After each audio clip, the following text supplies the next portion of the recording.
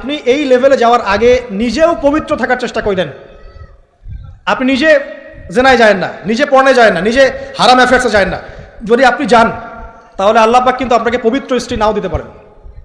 এটাই আল্লাহ পাকের নীতি, যে একজন পবিত্র মানুষ পায়।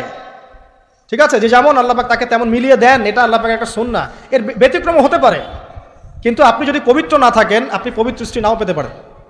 তা আপনি আগে নিজে পবিত্র থাকেন, তারপরে আপনি এখন মেয়ে দেখেন। আলহামদুলিল্লাহ, বললাম দিনদারিতা প্রাধান্য দেন। এখানে হাদিসে এটা বলা হয় নাই যে 4টা গুণ দেখে বিয়ে করো, বরং বলা হয়েছে 4টা গুণ দেখে সাধারণত বিয়ে করা হয়।